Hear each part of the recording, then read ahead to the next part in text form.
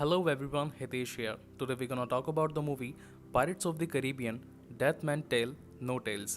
ये समुद्री लुटेरों का पांचवा पार्ट है। जैसा कि चौथे पार्ट में हमने देखा कि विलियम टर्नर अब फ्लाइंग डचमैन जहाज का कप्तान है और कप्तान होने के नाते कि वो मौत की दुनिया में सभी समुद्र में मरे हुए इंसानों को लेकर जाए और उनकी आत्माओं को दूसरी दुनिया में पहुंचाने का काम करे। हालांकि ये काम एक श्रापित काम है और वो इस श्राप से उस फ्लाइंग डचमैन जहाज पर जूझ रहा है। उसका बेटा हेनरी टर्नर, जो कि अब 8 साल का हो चुका है, वो अपने पिता को श्राप से मुक्त करवाने की पूरी कोशिश करता है। वो समुद्र कुरान का हर श्राप, हर किस्सा, हर मंत्र पढ़ता है और साथ ही उसे पता चलता है कि फ्लाइंग डचमैन जहाज की ओरिजिनल एग्जैक्ट लोकेशन क्या है।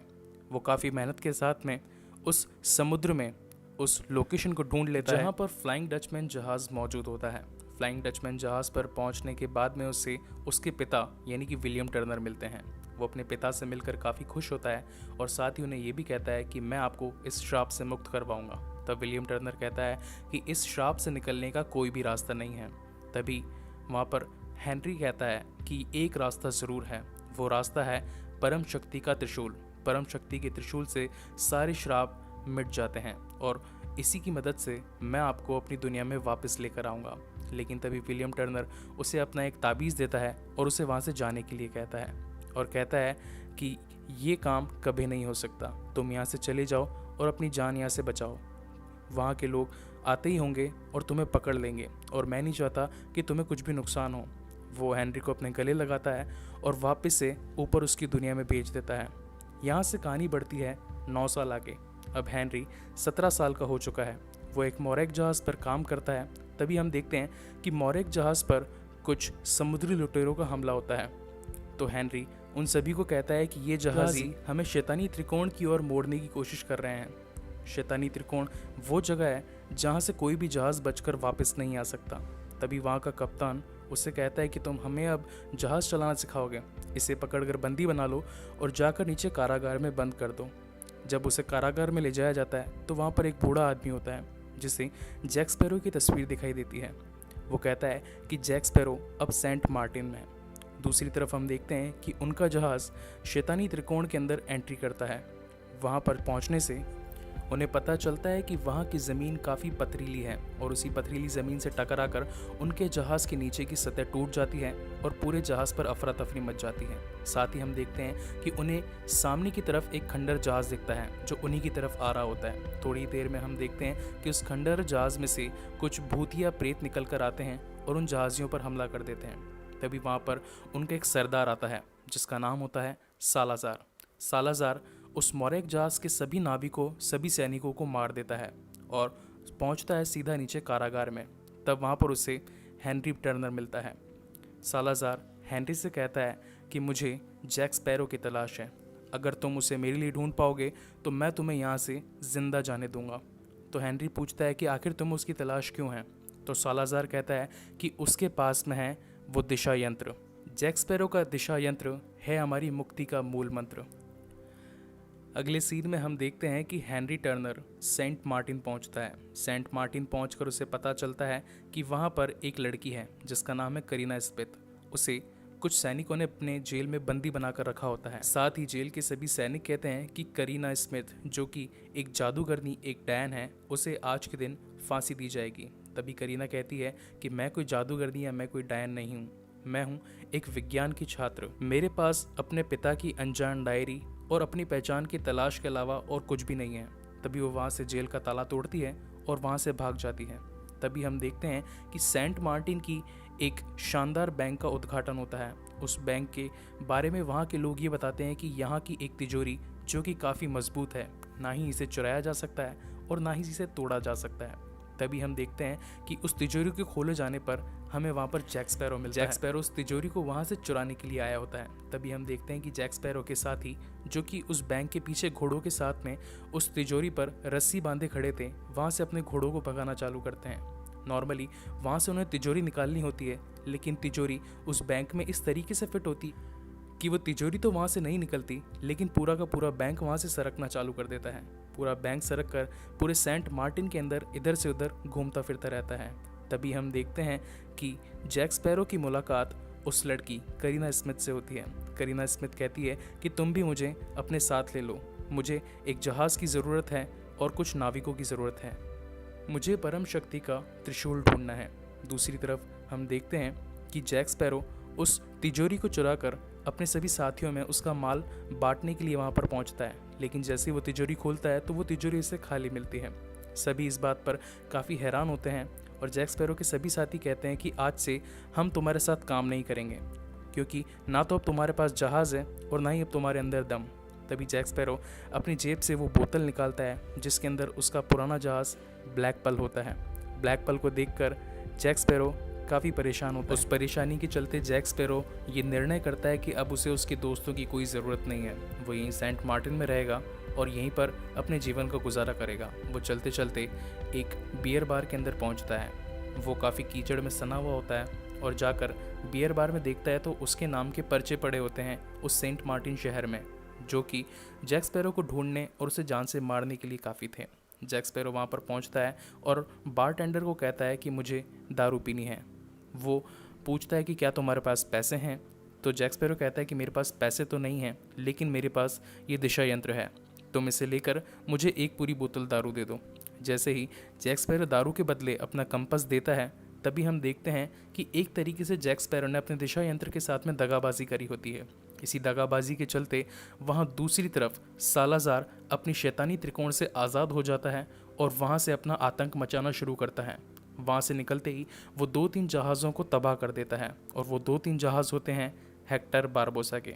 अगले सीन में हम देखते हैं पुलिस पकड़कर जैक स्पैरो और करीना स्मिथ को जेल में डाल देती है। जेल से बचाने के लिए वहाँ पर हेनरिक आता है और हेनरिक उन दोनों को बचाने की कोशिश करता है। हेनरिक उन दोनों को बचाने के लिए जैक स्पैरो के पुराने साथियों का सहारा लेता है। वो सभी मिलकर जैक स्पैरो और करीना को बचा लेते हैं। उन्हें बचाने के बाद वो एक टूटे फूटे जहाज़ की तरफ जाते हैं और कहते हैं कि अब यही एक जहाज़ है जो हमें परम शक्ति त्रिशूल तक पहुंचाएगा। वहां से सभी अपनी जर्नी स्टार्ट करते हैं। दूसरी तरफ हम देखते हैं कि हेक्टर बारबोसा के साथी हेक्टर के पास में आते हैं और उसे बताते हैं कि अभी तक हमारे 3 जहाज़ नष्ट कर दिए गए हैं किसी सालाज़ार के द्वारा। सालाज़ार एक प्रेत आत्मा है जिसके पास में एक प्रेत जहाज़ भी है जो कि काफ़ी तेज़ चलता है और वो एक एक करके हमारे सभी जहाज़ों पर अपना कब्ज़ा जमा रहा है। साथ ही उन सभी को मार रहा है और वहाँ पर सिर्फ और सिर्फ एक आदमी को ज़िंदा छोड़ रहा है ताकि वो ज़िंदा बचकर अपना किस्सा बाकी लोगों तक पहुँचा सके। इसलिए हेक्टर बारबोसा गुस्से में आकर अपने एक जहाज़ में उस सालाज़ार की तलाश में निकलता है, लेकिन सालाज़ार क्योंकि एक प्रेत होता है इसलिए वो सबसे पहले जाकर एक जादूगरनी जिसका नाम होता है शांसा, उससे जाकर मदद मांगता है। जैसे ही वो शांसा के पास में मदद मांगने के लिए जाता है तो शांसा कहती है कि वो एक प्रेत है और उस प्रेत को ढूंढने के लिए तुम्हें इस कंपस की मदद पड़ेगी। वो कंपस जो कि जैक स्पैरो ने उस शराब के बदले एक बारटेंडर को बेचा था, बारटेंडर ने वो कंपस उस जादूगरनी को बेच दिया। जादूगरनी उस कंपस को हेक्टर बारबोसा को देती है और कहती है कि अगर तुम अपने जहाज़ और अपनी जान बचाना चाहते हो तो इस कंपस की मदद से तुम सालाज़ार तक पहुंचो और उसे ये कंपस दे दो ताकि वो तुम्हें जान से बख्श दे और तुम्हारे सभी जहाज़ों को भी वहाँ से छोड़ दे। वहाँ से हेक्टर बारबोसा उस सालाज़ार को ढूंढने के लिए निकलता है अपने कंपस की मदद से। थोड़ी देर में हम देखते हैं कि सालाज़ार भी हेक्टर बारबोसा को ढूंढ लेता है और उसके जहाज़ को तबाह करने ही वाला होता है। तभी हेक्टर बारबोसा कहता है कि उसके पास में जैक स्पैरो का वो कंपस है, लेकिन तभी सालाज़ार कहता है कि मुझे उस कंपस में कोई इंटरेस्ट नहीं है, मुझे जान से मारना है तो वो है जैक स्पैरो। अगर तुम जैक स्पैरो तक मुझको पहुँचा सकते हो तो मैं तुम्हें और तुम्हारे जहाज़ियों को छोड़ दूंगा। तो हेक्टर बारबोसा कहता है कि आप मुझे एक दिन दीजिए और ये कंपस हमें जैक स्पैरो तक पहुँचाएगा। उसी रात को हम देखते हैं कि जैक स्पैरो, करीना स्मिथ और साथ ही हेनरी टर्नर वो सभी एक जहाज़ पर होते हैं ताकि वो परम शक्ति त्रिशूल तक पहुंच सके। वहाँ पर हमें पता चलता है कि करीना स्मिथ के पास में एक डायरी होती है जिसके ऊपर एक माणिक छपा होता है। वो माणिक 3 सितारों की ओर इशारा करता है। उस माणिक के थ्रू करीना को ये पता चलता है कि वो त्रिशूल एक टापू पर स्थित है, इसलिए हमें उस टापू तक जाना पड़ेगा। तभी हम देखते हैं कि सुबह होती है और वहाँ से हेक्टर बारबोसा जैक स्पैरो के ब्लैक पल जहाज़ को ढूंढ लेता है। वो सभी उसके पीछे तेज़ी से बढ़ने लगते हैं। तभी जहाज़ के सभी नाविक कहते हैं कि जैक स्पैरो के पीछे वो सालाज़ार और उसकी सभी प्रेत आत्माओं की टीम पड़ी है, तो क्यों ना तुम यहाँ से चले जाओ। तब एक छोटी सी नाव के अंदर जैक स्पैरो, हेनरी स्मिथ और साथ में करीना वहाँ से निकलकर आगे बढ़ने लगते हैं। लेकिन तभी सालाज़ार अपनी कुछ शैतानी मछलियों को पानी में छोड़ देता है ताकि वो मछलियाँ उस नाव को तबाह कर सके और जैक स्पैरो को जान से मार सके। जैक स्पैरो वहाँ से चालाकी से निकलने में कामयाब होने ही वाला होता है, लेकिन तभी वो पूरी टीम पानी में उतरकर भागते भागते जैक स्पैरो के पीछे उसे मारने के लिए पहुंचती है। लेकिन जब तक वो मारने के लिए जैक स्पैरो के पीछे पहुंचती है, वो तीनों एक छोटे से टापू पर पहुंच चुके होते हैं। क्योंकि वो प्रेत आत्मा ज़मीन पर पैर नहीं रख सकती, इस वजह से वो टापू पर उन तीनों का पीछा नहीं कर सकते थे। टापू पर पहुंचने के बाद उस टापू के कबीले के लोग उन तीनों को वहां से पकड़ लेते हैं और बंदी बना लेते हैं। दूसरी तरफ हम देखते हैं कि सालाज़ार वापस से अपने जहाज़ पर पहुंचता है और हेक्टर बारबोसा को बीती हुई बातें बताता है। वह हेक्टर बारबोसा को बताता है कि वो पहले एक ब्रिटिश सैनिक था जिसे काम दिया गया था समुद्र के सभी लुटेरों को मारने का। वो इस काम में कामयाब भी होने ही वाला था। तभी उसकी नज़र ब्लैक पर्ल जहाज़ पर पड़ी। ब्लैक पर्ल जहाज़ का कप्तान उस टाइम मॉर्गन था, जिसे वो अपनी तोप से वहीं उड़ा देते हैं। जब मॉर्गन मरने वाला होता है तो वो जैक स्पैरो को अपना कंपस देता है और उसे कहता है कि आज से तुम इस जहाज़ के कप्तान हो और ये कंपस आज से तुम्हारी जागीर है। ये कंपस हमेशा तुम्हारी इच्छाओं को तुम्हें बताएगा। इस कंपस का सही इस्तेमाल करना और इससे कभी दगा मत करना।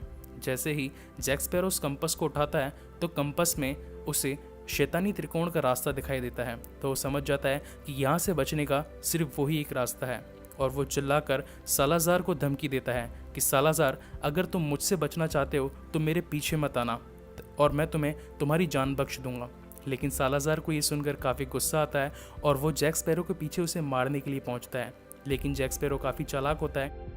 शैतानी त्रिकोण में पहुंचने से पहले वो लंगर नीचे गिरा देता है और अपने जहाज़ का रुख मोड़ लेता है। इसी वजह से जैक स्पैरो तो वहाँ से बच जाता है, लेकिन सालाज़ार का जहाज़ उस शैतानी त्रिकोण में अंदर एंटर हो जाता है। और जैसा कि मैंने आपको बताया था कि शैतानी त्रिकोण की ज़मीनी तल काफ़ी छोटे हैं, मतलब वहाँ की जो पहाड़ी है उस पर टकरा कर सालाज़ार का जहाज़ नष्ट हो जाता है। क्योंकि उस टाइम सालाज़ार और उसकी टीम में काफ़ी गुस्सा था, इसलिए जब वो मर रहे थे तो उनके मन में भी गुस्सा था और उसी गुस्से की वजह से वो एक शैतानी आत्मा में तब्दील हो जाते हैं और उस शैतानी त्रिकोण के अंदर ही फंसे रह जाते हैं। दूसरी तरफ हम देखते हैं कि सालाज़ार हेक्टर बारबोसा को कहता है कि मैं तुम्हें मार दूंगा, अगर तुम अपनी जान को बचाना चाहते हो तो वापस से उस टापू पर जाओ और मेरे लिए जैक स्पैरो को पकड़ कर लेकर आओ ताकि मैं उसे मार दूं और मेरा बदला पूरा हो सके। हेक्टर बारबोसा उसकी बात सुनकर उस टापू पर जाता है जैक स्पैरो को पकड़ने के लिए। लेकिन हेक्टर बारबोसा के मन में एक शैतान था, वो एक चाल चल रहा था। वो जैक स्पैरो को पकड़कर उसे कहता है कि मुझे तुम्हें मारने के लिए सालाज़ार ने भेजा है, मगर मैं तुम्हें नहीं मारूंगा।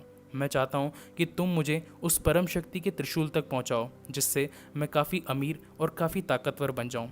इस वजह से हेक्टर बारबोसा जैक स्पैरो के साथ मिल जाता है। लेकिन जैक स्पैरो कहता है कि उनका शिप हमसे काफ़ी ज़्यादा तेज़ और काफ़ी ज़्यादा शक्तिशाली है। इस छोटे से जहाज़ के साथ में हम सालाज़ार से नहीं बच सकते। तभी वहाँ per hectare Barbossa Jack sparrow की जेब से उसका ब्लैक पर्ल जहाज़ जो कि बोतल में होता है उसे निकालता है और उस जादुई कोट्स की तलवार से उस बोतल को तोड़ देता है। तभी हम देखते हैं कि वो बोतल का जहाज़ थोड़ा बड़ा होने लगता है। जैक स्पैरो उस जहाज़ को उठाकर पानी में डाल देता है। पानी में डालते ही वो जहाज़ एकदम बड़ा हो जाता है और ब्लैक पर्ल फिर से जिंदा हो जाता है। क्योंकि ब्लैक पर्ल समुद्र का सबसे तेज जहाज़ होता है, इसलिए जैक स्पैरो, हेक्टर बारबोसा और उनकी सभी टीम उस जहाज़ पर निकलते हैं परम शक्ति त्रिशूल की खोज में। परम शक्ति त्रिशूल की खोज में वहाँ पर वो रात को उन 3 तारों को देखते हैं जिसका जिक्र हेक्टर बारबोसा की उस किताब में था। उस किताब के ज़रिए वो उस टापू तक पहुँचते हैं। टापू पर पहुंचने के बाद उन्हें दिखता है कि वो टापू पूरी तरीके से हीरो से भरा पड़ा है, वहाँ पर काफ़ी सारे हीरे हैं। तभी वहाँ पर करीना स्मिथ की नज़र उन 4 सितारों पर पड़ती है, उन 4 रूबीज़ पर पड़ती है। तभी उसे मालूम चलता है कि ये 4 में से 3 तो चमक रहे हैं लेकिन एक रूबी नहीं चमक रहा। तभी हेक्टर बारबोसा आकर उसे कहता है कि वो माणिक जो उस किताब पर था उस चौथे माणिक का एक टूटा हुआ टुकड़ा है, अगर तुम इसे इस पर लगा दोगी तो ये रास्ता खुल जाएगा। वो उस माणिक को उस चौथे माणिक पर चिपका देती है। तभी हम देखते हैं कि उन चारों की रोशनी से एक त्रिशूल बनता है और वो त्रिशूल आगे जाकर समुद्र को विभाजित करता है। समुद्र के विभाजन होने से समुद्र 2 भागों में बंट जाता है और वहाँ एक रास्ता बन जाता है। वो रास्ता होता है परम शक्ति के त्रिशूल की ओर जाने का। सभी उस त्रिशूल को पाने के लिए उस पानी में जाते हैं और उससे पाने के लिए आगे बढ़ते रहते हैं। तभी हम देखते हैं कि वहाँ पर सालाज़ार की टीम भी नीचे उतर जाती है और उन पर हमला करने लगती है। दोनों ही टीम्स में काफ़ी लड़ाई झगड़ा होता है। उसी बीच हम देखते हैं कि सालाज़ार के हाथ वो परम शक्ति का त्रिशूल लग जाता है। वो उसे जैक स्पैरो को मारने ही वाला होता है। तभी जैक स्पैरो कहता है कि इस त्रिशूल को तोड़ दो। तभी वहाँ पर हेनरी आता है और अपनी तलवार से वो परम शक्ति का त्रिशूल तोड़ देता है।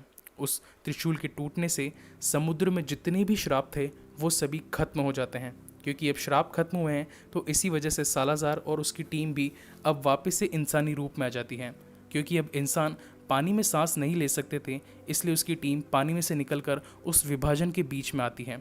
उसी वक्त हम देखते हैं कि ऊपर से ब्लैक पर्ल जहाज़ आता है और ब्लैक पर्ल जहाज़ में हेक्टर बारबोसा एंट्री लेता है और हेक्टर बारबोसा उन सभी को बचाने के लिए लंगर पर आता है और उन सभी को बचाने की ट्राई करता है।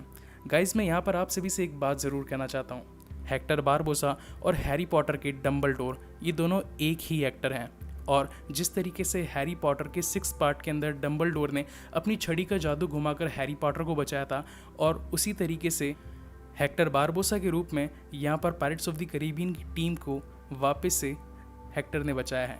ये सीन इस मूवी का सबसे क्लासिक सीन था।